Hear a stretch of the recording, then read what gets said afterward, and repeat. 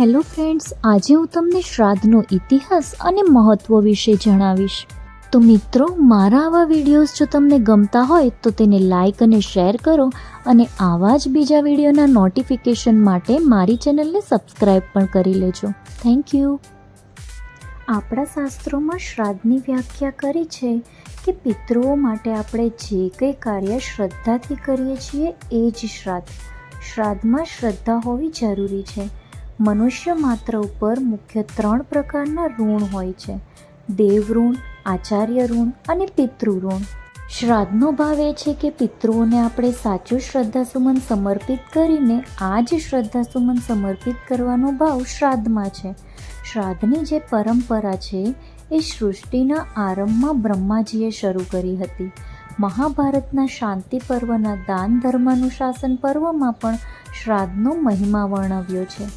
યુધિષ્ઠિરે ભીષ્મ પિતામહને પ્રશ્ન પૂછ્યો કે હે પિતામહ, શ્રાદ્ધની ઉત્પત્તિ કેવી રીતે થઈ?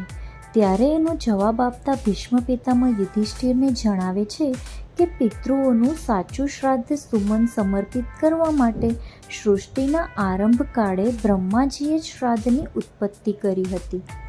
શ્રાદ્ધની જે વિધિ છે એ પણ બ્રહ્માજીએ જ સૌપ્રથમ સૃષ્ટિલોકમાં પ્રચલિત કરી છે. બ્રહ્માજીએ સૃષ્ટિલોકમાં ઘોષણા કરી છે કે પિતૃઓને પિંડદાન શ્રાદ્ધ દ્વારા આપી શકાશે. એ પછી મૃત્યુલોકમાં સૌથી પહેલું શ્રાદ્ધ નિમિ રાજાએ કર્યું હતું અને ત્યારથી જ આ શ્રાદ્ધની પરંપરા પૃથ્વીલોક પર ચાલી આવી છે. શ્રાદ્ધ દેવલોકમાં પણ થાય છે અને મૃત્યુલોકમાં પણ થાય છે. વળી અમુક તિથિઓમાં એના સમયે શ્રાદ્ધ કરવાનું વિશિષ્ટ ફળ છે, જેમ કે ભાદરવા માસ, આખો મહિનો કે જેમાં શુક્લ પક્ષે દેવોને અને કૃષ્ણ પક્ષે પિતૃઓને ગણાય છે. હવે કૃષ્ણ પક્ષમાં એકમનું જે શ્રાદ્ધ છે તે સંતતિ પ્રદાન કરવાવાળું છે.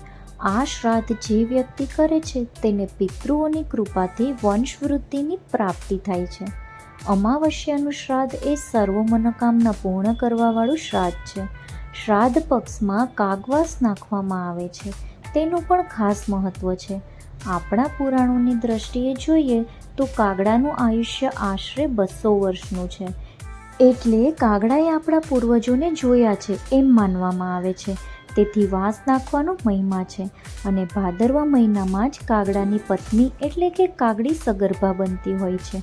આ કાગડીને પૂરતું અન્ન મળી રહે અને તે તૃપ્ત થાય એના માટેની ઋષિમુનિઓની એક વ્યવસ્થા છે કે પિતૃઓના માધ્યમથી પણ પક્ષીઓ તૃપ્ત થાય છે. વળી શાસ્ત્રોમાં એવો પણ એક મત છે, માન્યતા છે કે કાગડાના ચરકમાંથી વટવૃક્ષ અને પીપળાના વૃક્ષનું સર્જન થયું છે. એમાં પણ ખાસ કરીને પીપળાનું વૃક્ષ એ બધા જ વૃક્ષોમાં સૌથી વધારે ઓક્સિજન આપવાવાળું વૃક્ષ છે. તેથી આ એક વ્યવસ્થા છે કે ઓક્સિજન પણ સારી રીતે પૃથ્વી પર જળવાઈ રહે અને પક્ષીઓ પણ તૃપ્ત થાય. શ્રાદ્ધમાં દૂધપાક કે ખીર ખાવાનું મહત્ત્વ છે.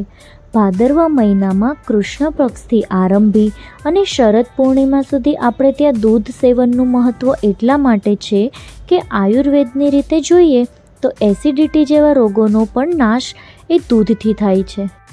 વિષ્ણુ પુરાણ અનુસાર દૂધપાકનું ભોજન એ પિતૃઓને તૃપ્ત કરવાવાળું છે. પિતૃઓની જ્યારે પરિવાર ઉપર કૃપા થાય છે ત્યારે ધન ધાન્ય અને સંતતિની પ્રાપ્તિ થતી હોય છે. શ્રાદ્ધમાં કયા કયા કર્મો કરવા જોઈએ? તો જ્યારે શ્રાદ્ધ પક્ષ ચાલતો હોય તો ઘરમાં કલેશ કંકાશ કરવો નહીં. પિતૃઓને શાંતિ પ્રિય છે. શ્રદ્ધાયુક્ત થઈ પિતૃતર્પણ કરી અને આપણે પિતૃઓના આશીર્વાદ મેળવી આપણા જીવનને કૃતાર્થ કરીએ. ધર્મ સિંધુમાં એમ કહેવામાં આવ્યું છે કે શ્રાદ્ધ કરવાથી 2000 વર્ષ સુધી પિતૃઓને સદગતિ પ્રાપ્ત થાય છે. આમ શ્રાદ્ધ કરીએ અને પિતૃઓનું આપણે સાચું તર્પણ કરીએ તેમજ શ્રદ્ધાયુક્ત કાર્ય કરીએ એ જ અભ્યર્થના. Thank you for watching.